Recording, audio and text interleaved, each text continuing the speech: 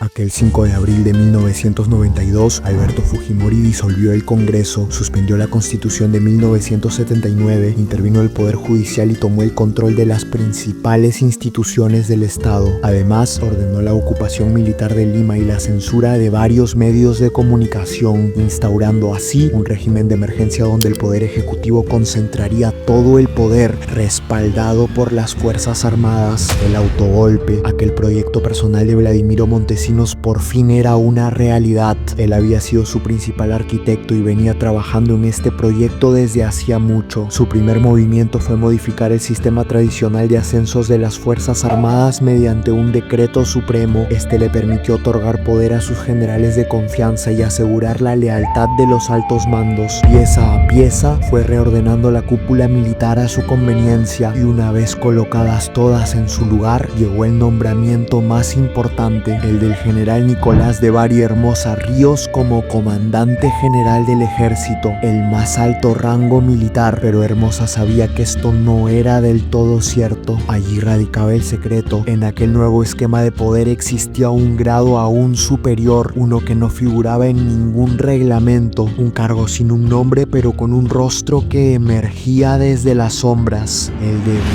Vladimiro Montesinos. El general Hermosa lo sabía perfectamente y estaba de acuerdo con que fuese así. Por eso fue él elegido. Vladimiro había construido un tablero con precisión y ahora cada pieza parecía estar en su lugar, pero entendía que el control interno no bastaba. Si quería consolidar el poder, necesitaba también el aval internacional. Entonces recurrió a sus vínculos con la CIA para intentar convencer al Departamento de Estado americano de que el autogolpe no era un acto autoritario, sino una medida temporal y absolutamente necesaria para evitar que el Perú colapsara. Argumentó que el terrorismo amenazaba con destruir el Estado y que probablemente lo lograría, ya que el Congreso se había convertido en el mayor obstáculo, en un nido de corrupción e ineficiencia que solo entorpecía la acción del gobierno en esta lucha contra Sendero Luminoso y el MRTA. Les prometió que el nuevo régimen sería más eficaz, más estable y sobre todo garantizaría los intereses estratégicos de Estados Unidos en la región. Y funcionó. Washington terminó dándole la razón. Con ese respaldo, la presión internacional comenzó a diluirse. Incluso la OEA, que inicialmente había condenado el autogolpe, terminó aceptando el proceso de transición sin aislar al Perú. Así, el 18 de abril de 1992, apenas 13 días después de anunciar la disolución del Congreso, Alberto Fujimori viajó a Washington y se presentó ante el Consejo Permanente de la OEA, protagonizando una escena inédita. Un presidente que acababa de romper el orden constitucional, sentado frente a los cancilleres de América para defender su propio golpe. Tras su intervención, la OEA decidió no aplicar la Carta Democrática Interamericana, que habría significado la suspensión del Perú del organismo. En solo 2 semanas, el país había pasado de la condena internacional a la aceptación, un verdadero triunfo diplomático que Vladimiro ya tenía bien calculado. Sus movimientos parecían encajar con precisión milimétrica dentro de su plan. Por supuesto, esto disparaba su ego y confianza, pero aún tenía varias etapas por cumplir. Lo siguiente en su hoja de ruta era demostrarle a todos que la estrategia había sido la correcta, que no eran solo palabras. Para esto necesitaba otro triunfo contundente que pudiera legitimar el autogolpe ante el país y el mundo, algo tan grande que nadie pudiera ignorar, hasta que la oportunidad llegó. El 12 de septiembre de 1992, una unidad de élite de la Policía Nacional llamada Grupo Especial de Inteligencia, conocida como GEIN, ejecutó la Operación Victoria, que culminó con la captura de Abimael Guzmán, el máximo líder de Sendero Luminoso, el hombre más temido del Perú. Aquel día cambió el rumbo del país, tanto por la captura como por la consolidación del poder. Diversas fuentes de inteligencia y testimonios posteriores aseguran que el SIN ya había ubicado al cabecilla terrorista desde hacía mucho antes. Sin embargo, Vladimiro decidió esperar. Necesitaba que el golpe ocurriera en el momento exacto. Si Guzmán caía antes, el autogolpe no hubiese lucido tan fundamental. Todo debía calzar en el tiempo perfecto y Vladimiro no perdía ningún detalle. Incluso la puesta en escena del arresto fue meticulosamente calculada. Guzmán fue presentado ante las cámaras enjaulado, vestido con traje a rayas, gritando furioso tras los barrotes. La imagen recorrió el mundo, convirtiéndose en símbolo de eficiencia del nuevo régimen. Por supuesto, la captura de Abimael Guzmán tiene matices y secretos que merecen su propia historia. Esta llegará muy pronto pronto, al igual que la del primer gobierno de Alberto Fujimori, pero esta es una distinta, centrada en Vladimiro Montesinos Torres, el hombre detrás del poder, el cerebro que logró mover los hilos del Estado a su antojo y en todo lo que hizo cuando estos por fin estuvieron entre sus manos. Pero antes de continuar, quiero contarles algo con mucho gusto. El canal tiene su primer auspiciador, y no cualquiera, se trata del mejor proveedor de VPN del mundo, CyberGhost VPN, con más de 38 millones de usuarios y la mejor puntuación del mercado. Pero ¿para qué sirve un VPN? Si aún no lo sabes, estoy seguro que al menos has escuchado el término. Tener uno es esencial en estos tiempos para proteger tu privacidad digital, tu información personal, ya que todos pueden rastrear lo que haces, desde los sitios web que visitas hasta las redes Wi-Fi a las que te conectas. Además, puedes cambiar tu ubicación virtual y navegar desde cualquier parte del mundo. Así podrás, por ejemplo, desbloquear cientos de películas y series en Netflix, Amazon Prime, Disney y otras 40 plataformas de streaming más. La aplicación está disponible para todos los sistemas operativos y te permite usar hasta 7 dispositivos al mismo tiempo. Adquiere CyberGhost VPN para ti y tu familia por solo $2.03 al mes y recibe 4 meses gratis si lo adquieres a través del enlace que te dejaré en la descripción. Y créeme que no tienes nada que perder, ya que cuentan con una garantía de reembolso de 45 días. Es un producto excelente, yo ya lo estoy usando y te lo recomiendo muchísimo. Además, si te registras estarás apoyando directamente al canal a que pueda seguir trayendo más historias como esta. Durante los primeros años del régimen, Vladimiro Montesinos se convirtió en el operador político de Alberto Fujimori frente a los altos mandos militares. Desde el inicio, esa fue una de sus funciones más importantes. Él sabía cómo hablarles, cómo leerlos, cómo identificar quiénes serían los más útiles o leales al proyecto de poder que ambos estaban construyendo. Fujimori disfrutaba el aire militar que había tomado su gobierno, pero al mismo tiempo se sentía ajeno a ese mundo y sus costumbres. Podía conversar con oficiales de menor rango sin dificultad, pero se bloqueaba ante los grandes generales. No le caían bien, no comprendía su humor ni sus códigos y se sentía fuera de lugar en aquellos interminables almuerzos de camaradería, cargados de rituales, bromas internas y jerarquías invisibles. Su carácter frío y reservado lo mantenía distante de sus principales aliados, de aquellos que sostenían su poder. Por ellos hacía el esfuerzo, pero pronto Fujimori se cansaría de ese gasto emocional,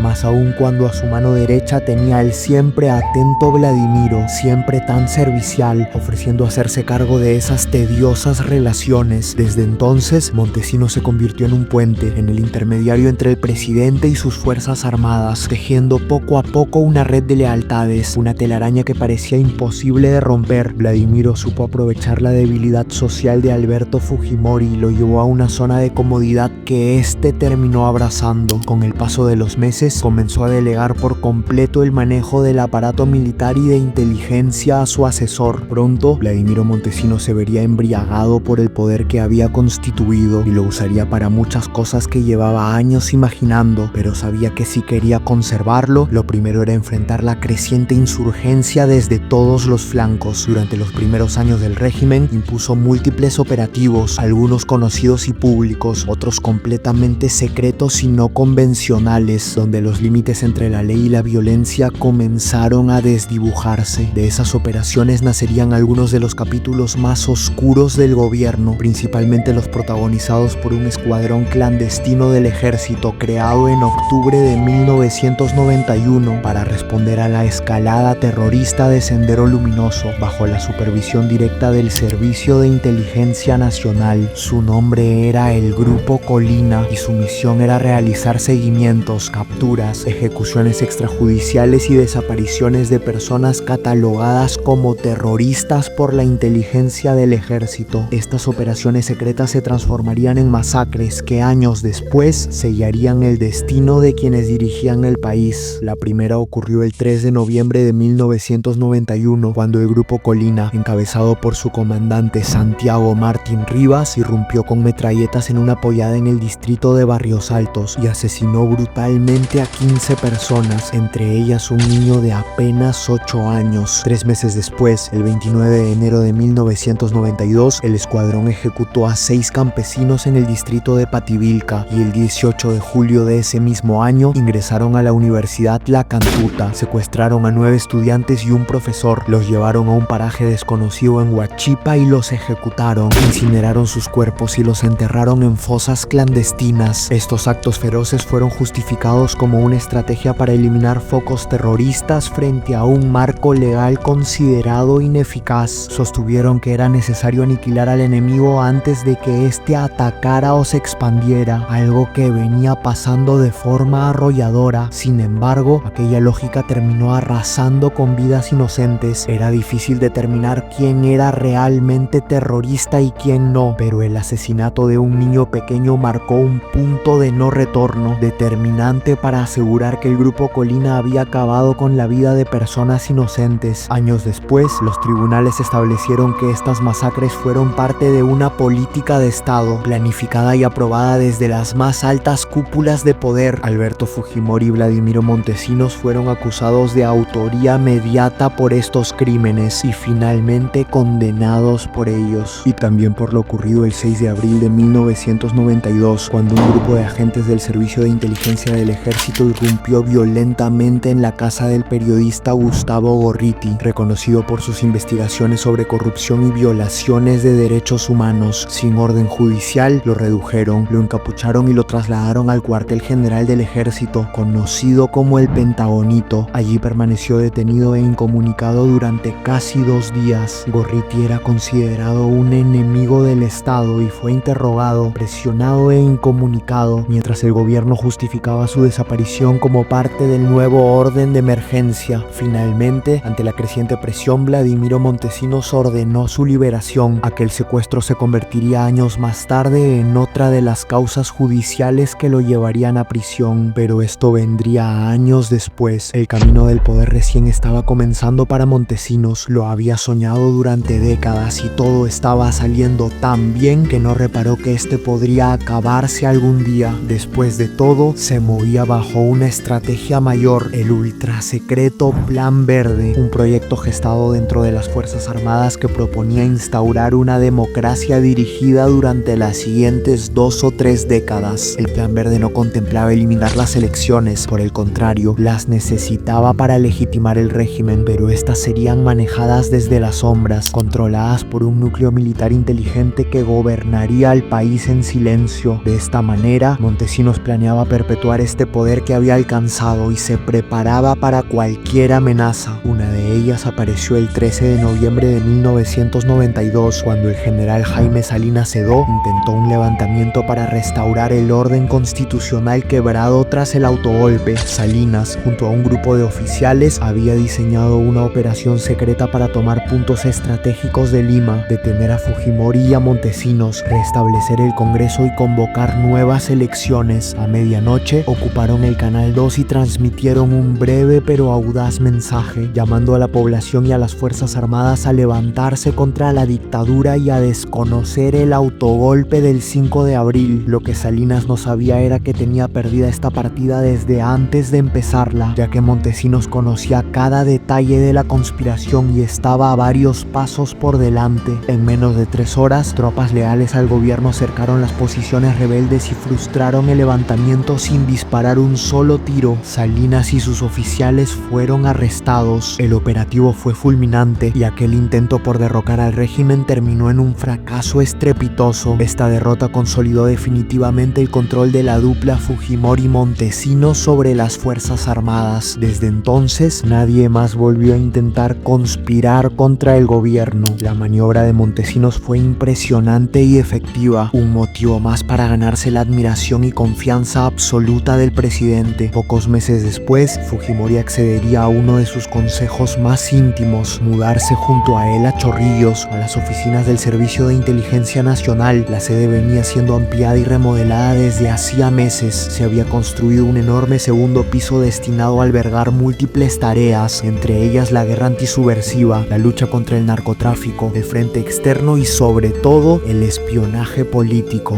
Fue precisamente esta última área la que permitió neutralizar finalizar el levantamiento de Salinas gracias a la intervención sistemática de llamadas clave. Por ello, decidieron reforzarla. El espionaje telefónico creció de forma vertiginosa. Se adquirieron nuevas centrales de interceptación capaces de intervenir cientos de líneas, lo que obligó a incorporar a decenas de agentes para procesar aquel torrente incesante de información. El SIN comenzó a expandirse como un organismo vivo. Montesinos ordenó blindar paredes, reforzar accesos y hasta construir un helipuerto en el techo, pero la verdadera obra no era arquitectónica, sino psicológica. Vladimiro estaba edificando un mundo propio, un refugio secreto donde el presidente pudiera sentirse cómodo, protegido y cada vez más dependiente de él. Ya habían compartido oficina antes, la casa de Juana Fujimori durante la campaña, Palacio de Gobierno, el Pentagonito, pero en ningún lugar se sentirían tan seguros como en aquel segundo piso del SIN. Montesinos estaba convencido de que ese edificio sería el centro de poder en el Perú y el hogar que compartiría con el presidente. A este plan le favoreció un elemento inesperado, la crisis conyugal entre Alberto Fujimori y Susana Higuchi, que para entonces había alcanzado niveles insospechados y profundamente desagradables. Montesinos vio en este conflicto una oportunidad perfecta, así que aprovechó cada disputa, cada grieta emocional para desplazar lentamente a Susana del camino. Pronto ella quedaría prácticamente aislada dentro de Palacio de Gobierno. Los hijos tomarían abierto partido por su padre y ahí reapareció el siempre atento y consentidor tío Vladi. Este les daba propinas, aprendía sus gustos para conquistarlos con regalos, gestos de cariño y atenciones permanentes. Nada era casual, cada detalle formaba parte de otra estrategia cuidadosamente diseñada. Montesinos había descubierto algo esencial: esos 4 niños tenían una importancia capital en el corazón del presidente, su única zona emocional realmente vulnerable, aún más tras la separación. Vladimiro sabía que si lograba controlar ese mundo íntimo, controlaría al jefe, y así sucedió. Finalmente, la decisión fue tomada. Alberto Fujimori, sus 4 hijos y la abuela Mutsue se mudarían al segundo piso del SIN, el lugar donde Montesinos lo quería. De pronto, ambos compartían el mismo horario, dormían desde las 3 de la tarde hasta las 7 y se reunían desde la medianoche hasta las 4 o 5 de la mañana. En esas horas sombrías discutían sobre los muchos asuntos que ya ardían, sobre los que recién empezaban a gestarse y sobre los que estaban por venir. Ambos entendían la política como una guerra y consideraban la inteligencia como el arma más poderosa, una que se construía con información. Vladimiro estaba obsesionado con ella, necesitaba saberlo todo, conocer cada detalle, anticiparse a cada movimiento. En una de las habitaciones ocultas del SIN había mandado a instalar una pared completa con 25 pantallas en blanco y negro, encendidas sin descanso. Algunas mostraban las avenidas principales de Lima, otras vigilaban las entradas y salidas del aeropuerto internacional, varias monitoreaban otras oficinas del SIN y unas cuantas espiaban a quien fuera necesario: aliados, opositores, activistas de derechos humanos, altos mandos militares. Nadie escapaba de la telaraña telefónica y visual de Montesinos. Frente a ese muro digital, sentía que sus ojos se desdoblaban, que su visión se multiplicaba, así que se dedicó a expandirla y perfeccionarla. Para ello, adquiría los dispositivos más sofisticados de las tiendas de espionaje de Nueva York. Después de todo, esa era su esencia, la de un espía que necesitaba tener todo y a todos en la mira: enemigos, aliados e incluso el propio presidente. Sin embargo, frente a él, Vladimiro adoptaba una actitud de sumisión casi instintiva, un respeto calculado, una reverencia cuidadosamente ejecutada que hacía sentir a Alberto Fujimori como el verdadero jefe, el dueño absoluto de todo lo que hacían. Después de todo, era él quien daba la cara, quien recogía los créditos, mientras que Montesinos parecía disfrutar del reino opuesto, de ese territorio oscuro donde podía crecer sin ser visto. Allí, desde las sombras, podía amasar un dominio aún más profundo. No quería el reconocimiento público, solo el control. Para Alberto Fujimori, las razones para confiar en su asesor eran infinitas, y lo hizo sin reservas. Le entregó un cheque en blanco, tanto moral como económico. Montesinos administraba un presupuesto ilimitado y libre de fiscalización, un caudal de recursos que nadie auditaba, del que podía disponer sin dar explicaciones. Fujimori incluso emitió un decreto que ampliaba las funciones del SIN y lo subordinaba directamente a la presidencia, eliminando la obligación de reportar al primer ministro. Vladimiro usaría estas libertades, sumadas a los contactos que había cultivado durante durante décadas para hacer muchas cosas. Una de ellas, por supuesto, sería potenciar el negocio que lo había convertido en millonario incluso antes de alcanzar el poder: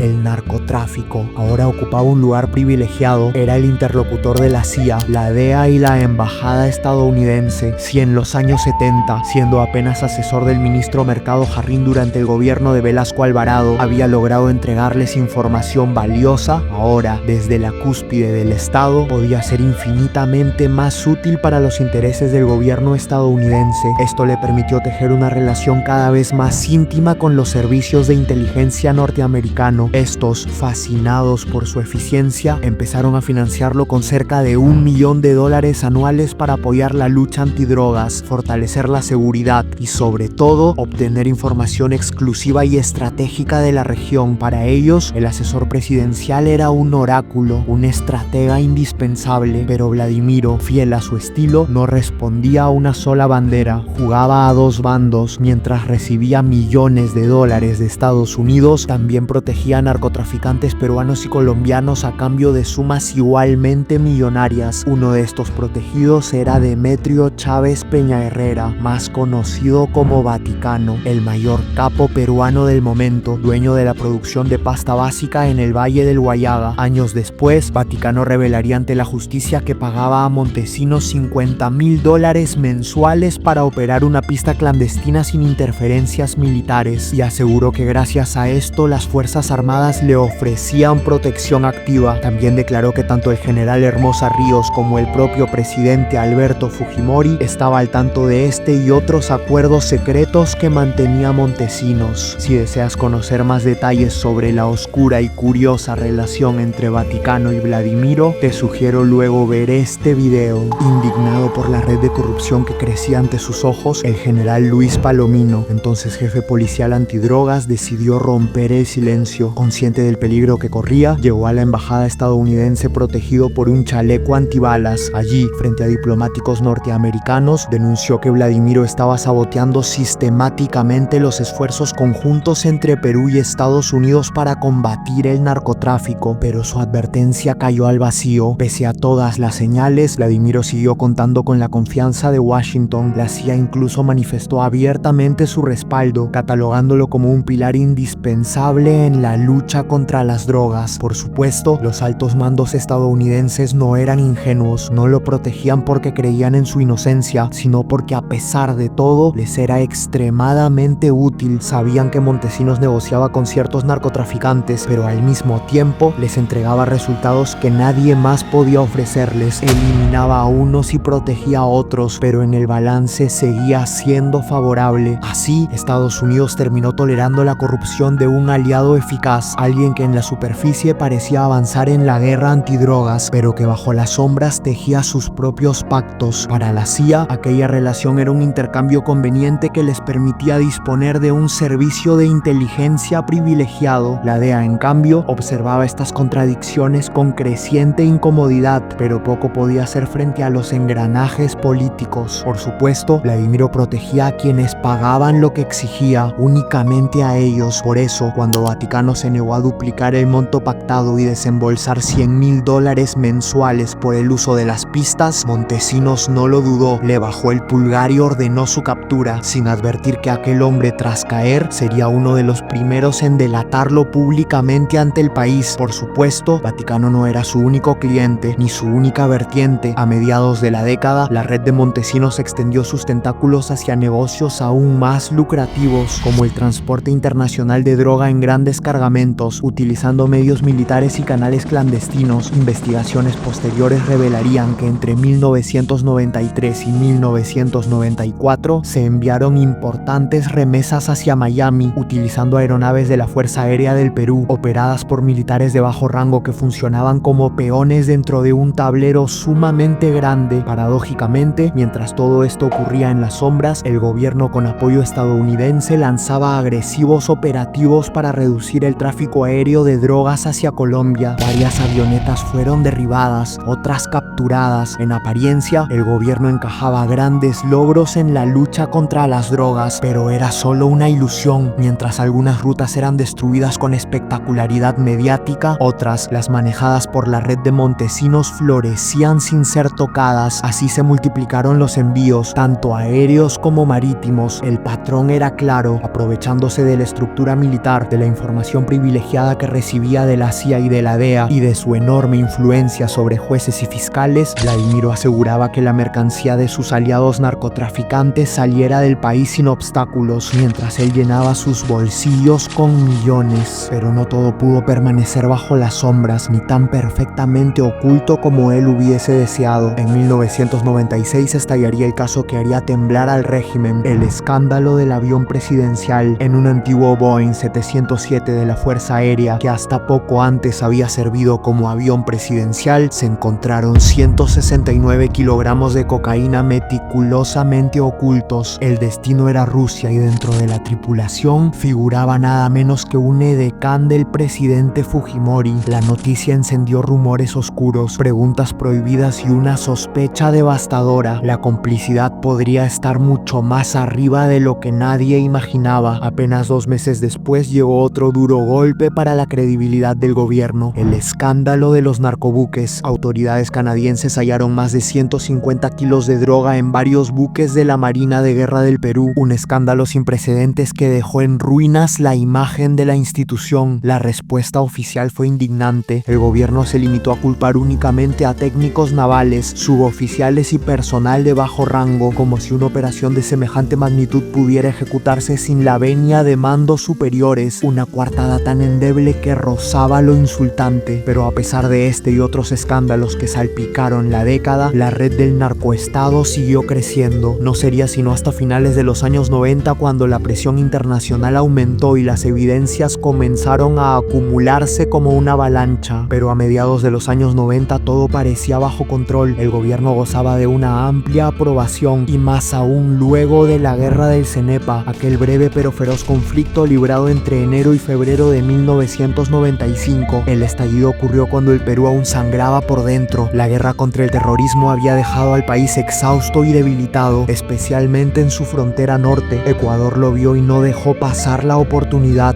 Durante décadas, el Perú había sido considerado militarmente superior, pero ahora el balance había cambiado. El Cenepa se convirtió en un infierno verde, caracterizado por combates en la selva densa, difícil logística y duelos aéreos. Tras semanas de enfrentamiento, la presión internacional llevó a un alto al fuego. Militarmente, el resultado fue un empate técnico, pero Montesinos se encargó de controlar la narrativa y moldear la percepción pública, transformando aquel desenlace incierto en un gran triunfo nacional. Trabajó desde las sombras en una estrategia comunicacional precisa que permitió al gobierno presentar el fin de la guerra como una victoria, como un acto de dignidad recuperada, algo que la población, deseosa de buenas noticias tras años de horror, abrazó con fervor. La popularidad del régimen se disparó, el orgullo nacional volvió a encenderse y Montesinos fue uno de los arquitectos invisibles de aquella victoria simbólica. No solo manipulando la narrativa, también controló el flujo de inteligencia militar, coordinó interceptaciones estratégicas y manejó las adquisiciones urgentes de armamento. Por supuesto, no dejó pasar la oportunidad de convertir todo ello en un gran negocio. El gobierno compró 18 aviones de combate MiG-29 y 18 Sukhoi-25 a Bielorrusia mediante contratos inflados que superaban los $500 millones. Vladimiro abordó estas negociaciones como lo hacía siempre que tenía la oportunidad. Abrió el abanico de proveedores, los hizo competir entre sí y eligió al ganador no por eficiencia ni estrategia, sino por la tajada más jugosa que podía asegurarse. Se estima que solo en esa serie de compras se embolsó alrededor de $48 millones, y mientras ese torrente de dinero fluía hacia sus manos, la popularidad del gobierno crecía en el momento exacto. La reelección estaba a la vuelta de la esquina y Vladimiro, como si fuese un alquimista, logró convertir un conflicto sangriento en capital político y fortuna personal. ¿Pueden estimar el tamaño de su ego en ese momento? Tal vez es incalculable. Vladimiro era un hombre que había dejado de caminar en el suelo y comenzaba a hacerlo sobre la ilusión de su propia omnipotencia. Cada triunfo político, cada maniobra que resultaba perfecta, alimentaba la sensación de que el país entero giraba alrededor de su sombra, y en gran proporción era cierto. Su influencia era tan vasta que parecía envolverlo todo, y este poder se extendería inevitablemente por 5 años más, ya que el 9 de abril de 1996 1995, Alberto Fujimori fue reelecto en primera vuelta con el 64.4% de los votos, mientras que el ex secretario general de la ONU, Javier Pérez de Cuéllar, apenas alcanzó el 21.8%. Fue un resultado histórico, la última vez que en el Perú un presidente ganaría una elección en primera vuelta, pero en la mente de ambos aquello no era más que el inicio, ya que el Plan Verde contemplaba entre 2 y 3 décadas continuas en el poder, así que a inicios de 1996, Vladimiro empezó a acomodar las fichas con su precisión habitual, pensando desde ya en un tercer periodo. Este camino iniciaba con una jugada decisiva, la aprobación de la Ley de Interpretación Auténtica, una maniobra jurídica que permitió reinterpretar la Constitución de 1993 para afirmar que la elección de Fujimori en 1990 no contaba para efectos de reelección, pues había ocurrido antes de la nueva Carta Magna. Ese mismo año estallaron también los escándalos de narcotráfico. Algunos congresistas recién electos exigieron investigar la infiltración del narco en el Estado y las crecientes denuncias contra el asesor Montesinos. Sin embargo, este activó sus redes de influencia para bloquear cualquier intento de indagación. El 22 de agosto de 1996, el Congreso, ampliamente dominado por Cambio 90, rechazó siquiera admitir la acusación de debate. Con 71 votos en contra y 39 a favor, el oficialismo cerró sus filas y archivó el asunto. En el ámbito mediático, estas denuncias tampoco prosperaron. La prensa estaba bajo control y el país vivía un contexto muy favorable para la imagen del régimen debido a la pacificación interna, la inflación controlada y un crecimiento económico sostenido. Tras tantos años de oscuridad, el Perú vivía un raro periodo de estabilidad y esperanza, de paz. Esta era tan valiosa que muchos preferían apartar la mirada ante cualquier señal de irregularidad.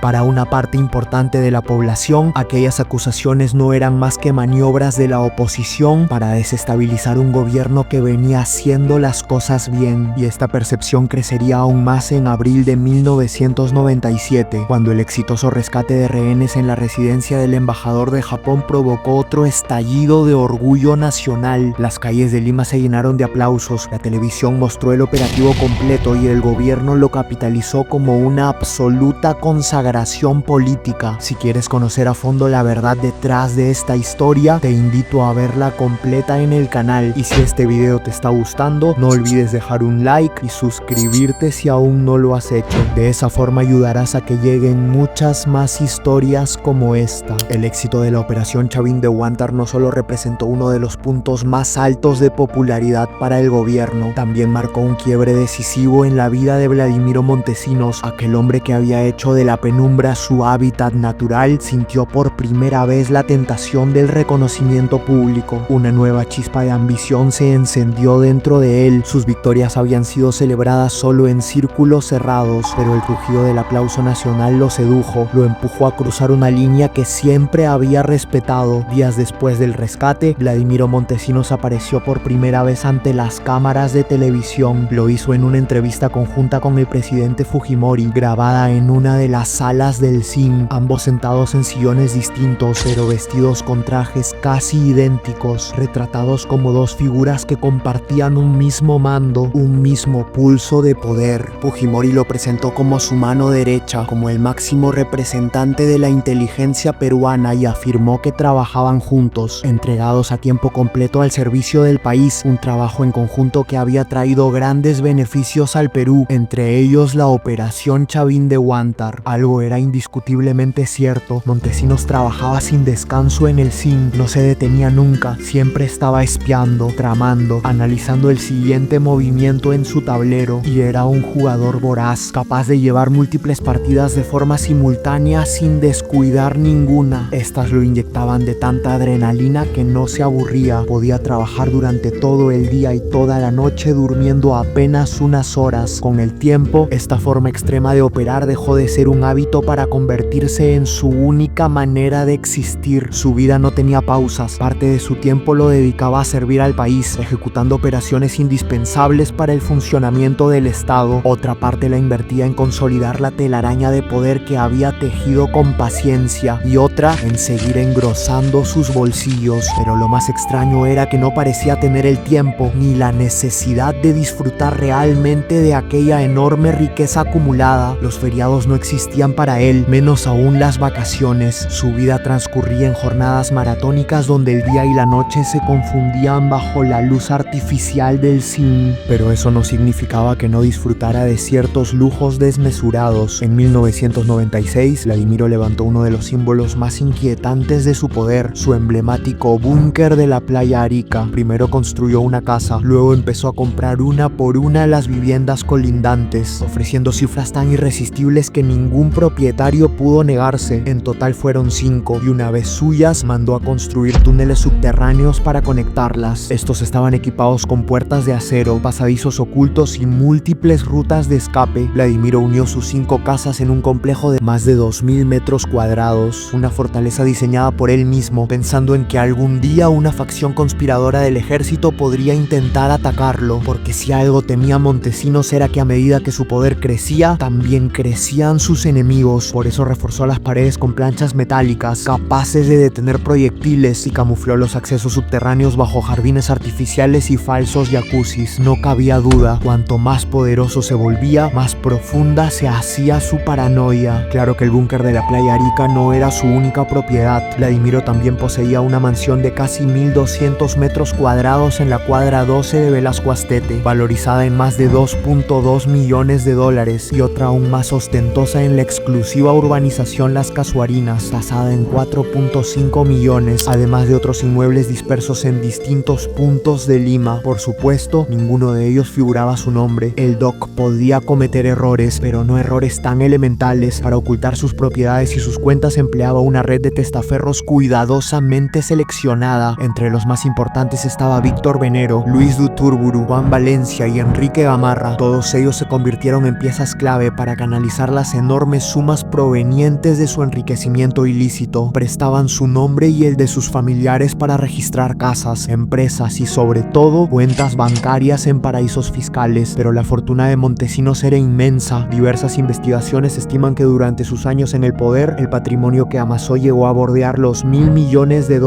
sin contar todo lo que gastó a manos llenas durante esa década. Ocultar semejante cantidad significaba un gran desafío. Fue necesaria una estructura compleja de cuentas offshore en Bahamas, Luxemburgo, Suiza, Gran Caimán, Panamá, complementadas con cuentas de tránsito en Estados Unidos, México, Bolivia y otros países. Vladimiro dedicó incontables horas a diseñar mecanismos para esconder un dinero que jamás podría disfrutar plenamente, o al menos no por mucho tiempo. Quizás uno de los lujos que más disfrutó en su día a día fue su extravagante colección de joyas y relojes, un conjunto de 152 piezas, entre ellas 39 relojes de oro suizo, algunos valorizados hasta en $500,000 de soles, 76 pares de gemelos de oro con diamantes, 18 sortijas, 6 cadenas con placa de oro y brillantes, además de insignias, llaveros y accesorios incrustados con piedras preciosas. Muchas de estas piezas permanecerían ocultas durante años, hasta el día de su incautación, pero los lujos que realmente definían su vida no eran los que brillaban, sino los que giraban en torno a él y a su absoluta comodidad. Por ejemplo, a Vladimiro le encantaba comer bien. Entre sus invitados más frecuentes se volvió popular la frase de que en ningún lugar de Lima se comía mejor que en el zinc. La cocina estaba dirigida por su hermana, María Montesinos, pero el verdadero responsable era un prestigioso chef traído de uno de los grandes y lujosos hoteles de la capital, acompañado por un equipo de 12 personas. Si había algo que Vladimiro disfrutaba era tener personas a su disposición, sirviéndolo, acicalándolo, cuidando su ropa, su peinado, sus uñas y su aseo personal. También necesitaba asistencia constante con los aparatos tecnológicos, ya que era completamente incapaz de manejarlos por sí mismo. Apenas sabía encender una computadora y no entendía nada del funcionamiento de aquellos dispositivos modernos que compraba compulsivamente. Por otro lado, Vladimiro contaba con un pequeño ejército personal, una unidad de élite que respondía únicamente a él, conocida como el Grupo Zeus, aunque él los llamaba cariñosamente los ositos. Era irónico, porque no había nada de cariño en su trato hacia ellos. Era extremadamente estricto, se fijaba en todo: insignias fuera de lugar, la posición de las manos al cuadrarse, el brillo de sus zapatos. Si alguno no cumplía sus estándares, el castigo era inmediato, desde ordenar ejercicios extenuantes hasta agresiones físicas. Les hincaba alfileres en las manos, les quemaba la piel con un cigarrillo o los golpeaba con una manguera. Todos le temían tenían. Ninguno se atrevía a desobedecerlo o contradecirlo, pero hablaban a sus espaldas, murmuraban, criticaban su carácter y lo apodaban el Loco Manguera, un apodo que mezclaba burla, miedo y resignación. Vladimiro le había añadido grandes dosis de sadismo a su formación castrense. Su estructura de mando era tan brutalmente vertical que las personas bajo su autoridad dejaban de existir como individuos. Eran tratadas como piezas reemplazables, engranajes prescindibles y en ocasiones con total indiferencia, pero aún así permanecían allí, ya que recibían sueldos excelentes, bonificaciones generosas y costosos regalos en sus cumpleaños y por Navidad.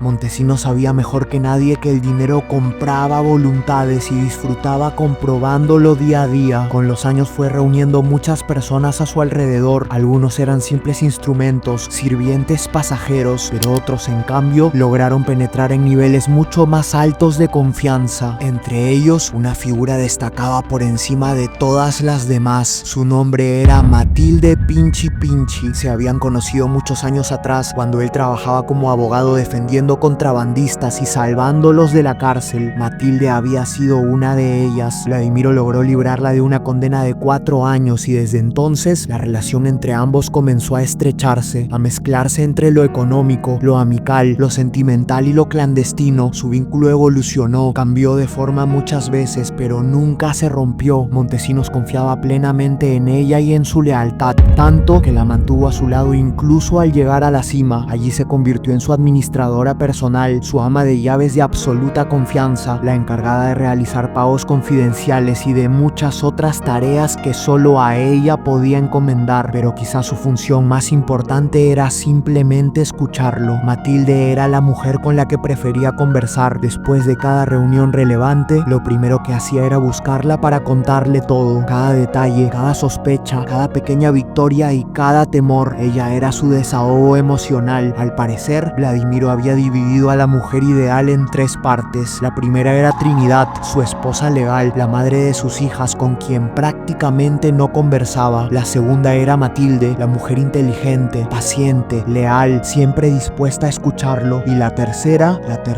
era Jacqueline Beltrán, según muchos el gran amor de su vida. Jacqueline era una joven secretaria de 25 años que ingresó a trabajar al SIN, sin imaginar que el hombre más poderoso del país se obsesionaría con ella desde el primer instante y la llenaría de lujos, privilegios con los que jamás hubiese soñado. Aquel hombre poderoso quedaría deslumbrado ante la belleza de esa mujer 23 años menor que él y arriesgaría todo con tal de cumplir sus deseos, incluso aquellos que en un inicio se negaba a cumplir. Jacqueline lograba ejercer sobre él un poder psicológico devastador, tanto que pudo romper con esa férrea disciplina laboral, con esa rutina monástica que lo definía. Por ella dejó de dormir en el SIN, su refugio predilecto, y comenzó a pasar las noches en su casa de la playa Arica, dispuesto a disfrutar de la vida a su lado. Su relación fue intensa, posesiva, llena de afecto, celos, dolor, amenazas, excentricidades sexuales y mucho más. Una peligrosa y fascinante historia que revelaré sin censura en un video aparte, exclusivo para los miembros de este canal. Únete a esta comunidad que crece cada día y disfruta de esta y muchas otras historias inéditas. De esta forma también contribuyes mucho al crecimiento de este proyecto, pero no te preocupes, si no está en tus posibilidades hacerlo en este momento, también subiré Vladimiro Montesinos y su obsesión por Jacqueline Beltrán a mi canal de Facebook, donde podrás ver la historia completa y muchos de los mejores fragmentos de las demás historias. Encontrarás el link en la descripción. Para 1997, Montesinos había consolidado un dominio casi absoluto sobre el Poder Judicial y el Ministerio Público. Con una mezcla de chantajes, sobornos y presiones directas desde el Ejecutivo, fue colocando a magistrados leales en puestos clave. El objetivo era doble: garantizar su impunidad y transformar el sistema judicial en un arma afilada, capaz de destruir a cualquier opositor. Cada juez, cada fiscal, cada secretario terminaba convertido en un engranaje más de la enorme maquinaria que él mismo había diseñado. Durante los últimos años del régimen, Vladimiro sostenía entre sus manos todos los hilos del poder, controlaba el ejecutivo desde la sombra, dirigía el legislativo a su antojo y manejaba el judicial en todas sus instancias. Lo mismo ocurría con organismos electorales, las fuerzas armadas, la policía nacional, pero su alcance iba aún más lejos, también se infiltró en la SUNAT,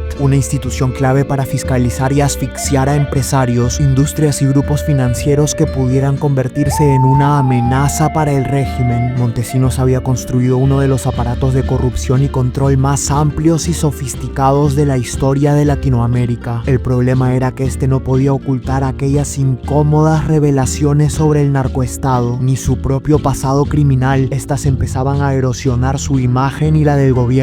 Para él, eso era intolerable. Necesitaba neutralizarlo, silenciar las voces, borrar cualquier amenaza, y esa necesidad se transformó en una nueva obsesión. Fue entonces cuando emprendió una compra masiva de líneas editoriales, sobornando sistemáticamente a los propietarios y directivos de las principales televisoras del país. Los montos eran grotescos. Montesinos llegó a repartir $3 millones mensuales entre los canales más influyentes, asegurando coberturas favorables y un blindaje mediático absoluto. Como parte del plan, infló el gasto de publicidad estatal en un 52%, premiando a los medios obedientes y asfixiando a los que dudaban. A cambio de estos pagos, solo exigía dos cosas: lealtad total y control editorial sin excepciones. Entonces, desde las salas del CIN se dictaban los contenidos de prácticamente todos los noticieros de señal abierta. Allí se ordenaban campañas de difamación contra opositores, se imponían titulares, se prohibían investigaciones y cualquier referencia a los escándalos que pudieran inquietar al régimen. Para evitar traiciones, Vladimiro implementó un esquema perverso. Obligaba a los dueños de los medios a firmar contratos ilegales donde se detallaba el sesgo informativo acordado y luego grababa en video cada entrega de dinero. Así, con soborno y coacción, logró que los principales canales de televisión, principalmente el 2, 4, 5, 9 y 13, se alinearan por completo con el fujimorismo. Solo un pequeño canal de cable, llamado Canal N, se mantuvo independiente. Montesinos lo consideró irrelevante, su audiencia era mínima y en su cálculo frío no valía la molestia ni la inversión. Paradójicamente, sería justamente este pequeño canal el que transmitiría por primera vez el video que cambiaría para siempre la historia del Perú, aquel que mostraba el momento exacto en el que Vladimiro Montesinos entregaba $15,000 en efectivo al congresista Alberto Curi para pasarse a la bancada oficialista. Esas imágenes detonarían el escándalo más grande del régimen y marcarían su colapso final, pero esta colección de cintas reveladoras, bautizadas como los Vladivideos, llegarían un poco más adelante. A finales de 1999, el CIN recibía del Estado entre 8 y 9 millones de dólares mensuales para mantener aceitada aquella gigantesca maquinaria de poder que habían construido. Las elecciones del año 2000 estaban cada vez más cerca y era imprescindible tenerla operando eficientemente. A nivel logístico, Vladimiro ya lo tenía todo preparado. Tenía personas leales infiltradas en la OMPE, el Jurado Nacional de Elecciones y la RENIEC. Esto le permitía manipular padrones electorales, favorecer actas cuestionadas e incluso intervenir en el conteo final. El tablero estaba inclinado a su favor, pero eso no bastaba. En esa etapa crucial, los medios de comunicación serían más importantes que nunca. Y no solo los canales de televisión. Montesinos había descubierto que los más cercanos al pueblo eran esos diarios sensacionalistas de tiraje masivo, aquellos periódicos baratos, de colores estridentes, lenguaje callejero y titulares explosivos, conocidos como los diarios chicha. Estos se convertirían en potentes armas de propaganda, capaces de atacar a la oposición fabricando escándalos falsos, ridiculizando rivales y manipulando la opinión de un sector enorme de la población, personas vulnerables, con poca instrucción y acceso limitado a información verídica. Vladimiro detectó que estos lectores eran muchísimos y altamente influenciables, así que no desaprovechó la oportunidad de intentar manipularlos, de moldear su percepción, de dirigir sus emociones y su voto. El 27 de diciembre de 1999, un sonriente Alberto Fujimori apareció en cadena nacional para anunciar que postularía a una tercera elección, asegurando que lo hacía para seguir construyendo un país con desarrollo y credibilidad.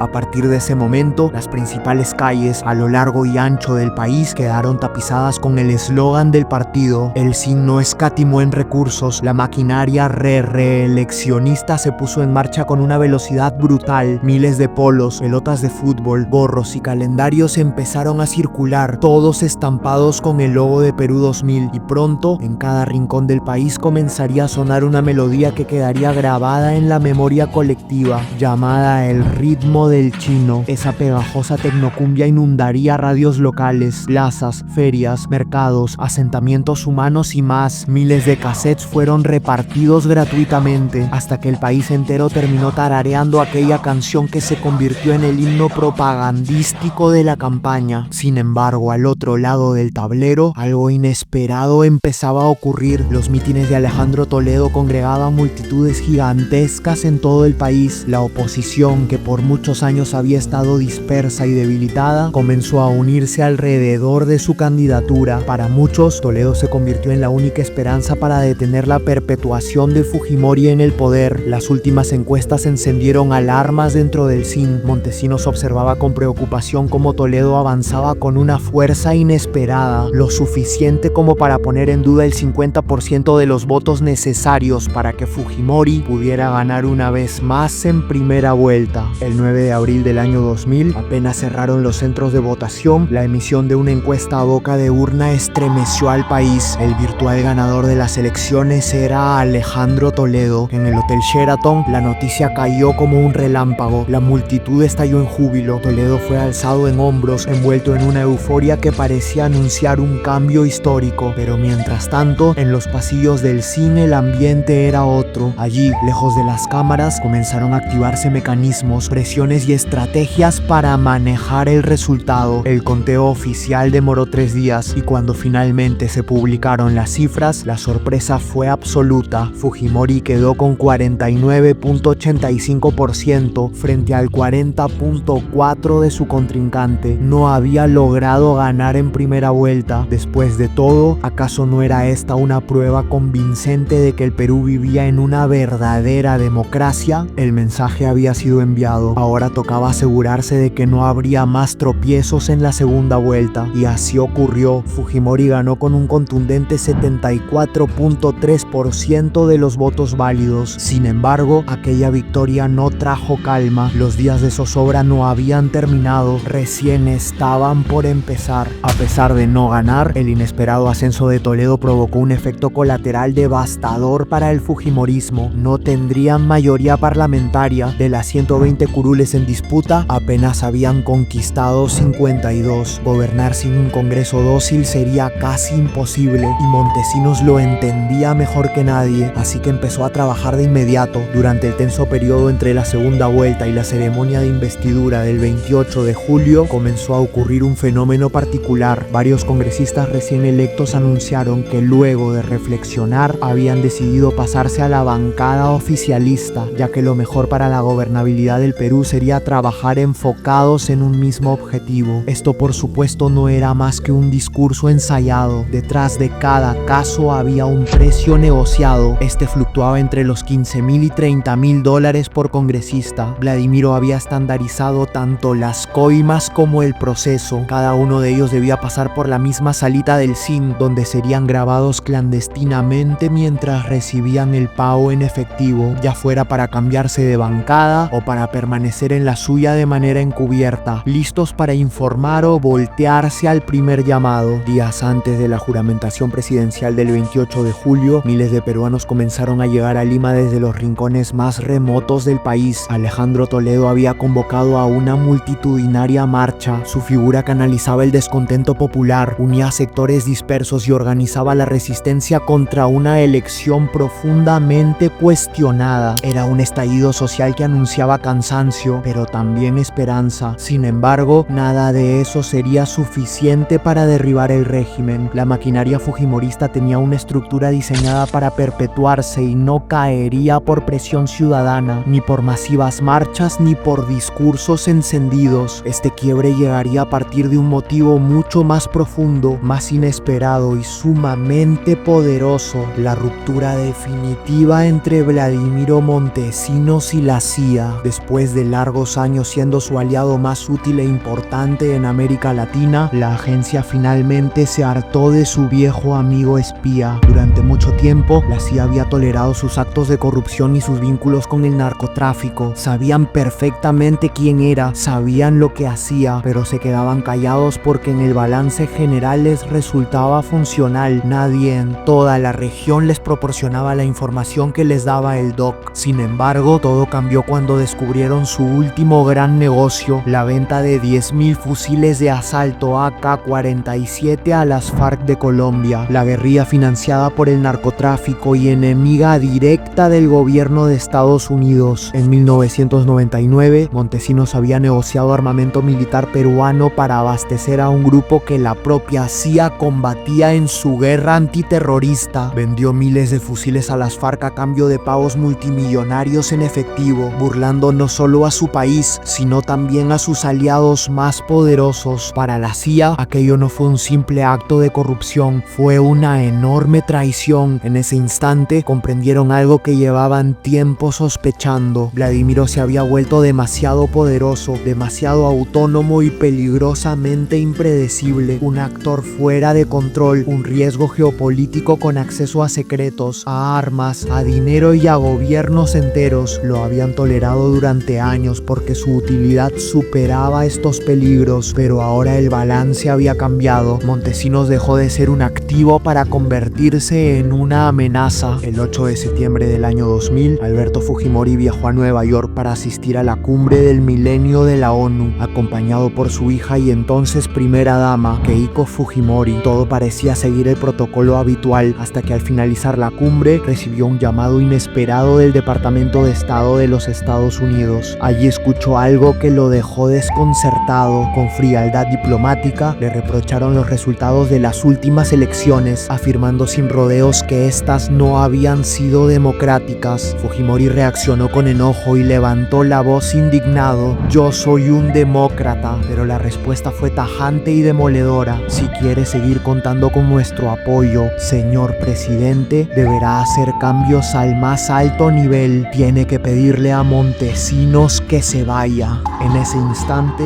Fujimori comprendió que algo había cambiado para siempre. Keiko tomó su mano y le dijo: "¿Ves, papi? Es exactamente lo que te he estado diciendo". Lo que ocurrió después de aquella reunión no solo marcaría la caída del asesor presidencial, sino el derrumbe completo del régimen y daría inicio a uno de los capítulos más interesantes, dramáticos y oscuros de la vida de Vladimiro Montesinos. La pregunta es: ¿será este el último? Es algo que solo el tiempo dirá. Comenta si te gustaría ver pronto la siguiente parte de la historia en este canal y no olvides suscribirte para que pronto lleguen muchas más historias como esta. Espero que te haya gustado. Nos vemos en la siguiente. Adiós. No olvides hacer clic en el enlace de la descripción para obtener el descuento especial que CyberGhost VPN otorga a los usuarios de este canal. Recuerda que esta aplicación protegerá tus datos mientras navegas y te dará acceso total a todo el contenido bloqueado en internet por solo $2.03 al mes.